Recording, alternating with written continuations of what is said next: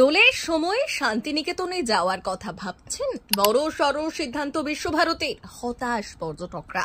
শান্তিনিকেতন নামটা শুনলে মনে পড়ে রবি ঠাকুরের কবিতা, লাল মাটির পথ, খোলা আকাশ আর বসন্তের হাওয়া। কিন্তু এই জায়গাটির সঙ্গে আরেকটি জিনিস গভীরভাবে জড়িয়ে আছে, বসন্ত উৎসব। প্রতিবার দোল পূর্ণিমার আগে শান্তিনিকেতন যেন রঙিন হয়ে ওঠে। ছাত্র শিক্ষকদের গলায় রবীন্দ্রসঙ্গীত, হলুদ বসনে এক অন্যরকম আবহ, আবিরের রঙে ভেসে যায় গোটা গ্রাম। একসময় এই উৎসবে দেশ বিদেশের মানুষ অংশ নিতেন, যেন এটাই ছিল শান্তিনিকেতনের সব থেকে বড় আয়োজন। কিন্তু সেই চেনা ছবি বদলে গেছে কয়েক বছর ধরে। বিশ্বভারতীর ঐতিহ্যবাহী বসন্ত উৎসব মানেই একসময় লক্ষাধিক মানুষের ভিড়। বিশেষ করে 2019 সালে এতটাই বেশি পর্যটক এসেছিলেন যে শেষ রাত থেকেই রাস্তায় প্রবল যানজট তৈরি হয়েছিল। পরিস্থিতি নিয়ন্ত্রণের বাইরে চলে যাওয়ায় 2020 সাল থেকে বহিরাগতদের প্রবেশ নিষিদ্ধ করে বিশ্বভারতী কর্তৃপক্ষ। এরপর করোনা অতিমারির জেরে উৎসব একেবারেই বন্ধ হয়ে গিয়েছিল। 2023 ও 2024 সালে শুধুমাত্র বিশ্বভারতীর ছাত্র শিক্ষক ও আধিকারিকদের মধ্যে সীমাবদ্ধ ছিল এই আয়োজন।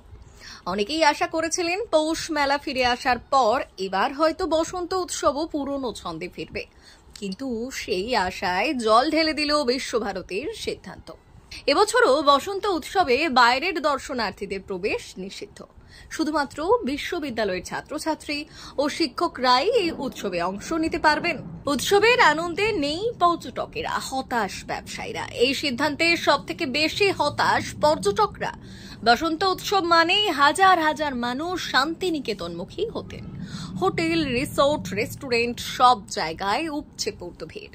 কিন্তু কয়েক বছর ধরে এই উৎসব দর্শকদের জন্য বন্ধ থাকায় পর্যটন ব্যবসায় মারাত্মক ধাক্কা লেগেছে। স্থানীয় দোকানদার, হোটেল মালিকদের মতে বসন্ত উৎসব কেবলমাত্র বিশ্বভারতীর নয়, বরং এটি শান্তিনিকেতনের এক ঐতিহ্য।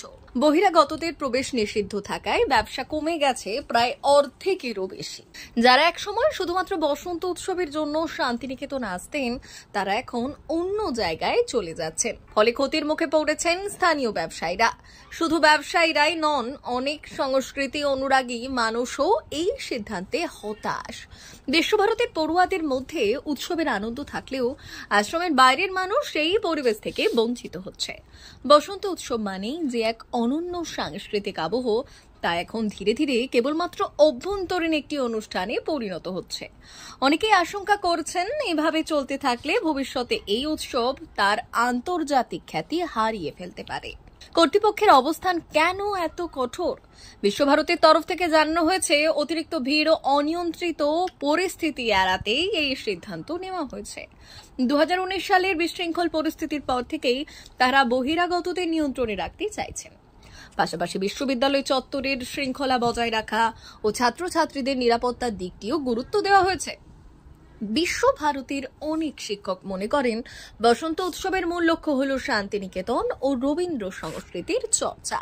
যেভাবে এটি পর্যটন কেন্দ্রিক হয়ে উঠেছিল, তাতে মূল ভাবনাটাই হারিয়ে যাচ্ছিল। তাই তারা চান এই উৎসব যেন বিশ্বভারতীর অভ্যন্তরীণ সংস্কৃতির মধ্যেই সীমাবদ্ধ থাকে। পর্যটকদের বিকল্প কি? যারা শান্তিনিকেতন যাওয়ার পরিকল্পনা করেছেন, তাদের জন্য বসন্ত উৎসবের মূল আসরে প্রবেশের সুযোগ না থাকলেও আশেপাশের অঞ্চলে দোলের আবহ উপভোগ করা সম্ভব। শান্তিনিকেতনের বাইরের অংশে রং খেলা, আশ্রমের বাইরে বিভিন্ন জায়গায় স্থানীয় মানুষ ও পর্যটকরা মিলে দোল উৎসব পালন করেন। কোপাই নদীর ধারে শান্ত পরিবেশ, বসন্তের সময় শান্তিনিকেতনের প্রকৃতি যেন আরো সুন্দর হয়ে ওঠে। কোপাই নদীর ধারে বসে প্রকৃতির রং উপভোগ করাও একটা দারুণ অভিজ্ঞতা হতে পারে। বোলপুরের অন্যান্য আকর্ষণ, কঙ্কালীতলা, সোনাঝুরি হাট, আম্রকুঞ্জ, এগুলোতেও বসন্তের ছোঁয়া পাওয়া যাবে। তবে অনেকেই আশায় রয়েছেন, আগামী বছর হয়তো বসন্ত উৎসব আবার আগের মতো উন্মুক্ত হবে। শান্তিনিকেতনের বসন্ত মানেই তো রঙের খেলা, গানের সুর আর এক অন্য রকম আবহ, যা শুধু বিশ্বভারতীর নয়, বরং সবার।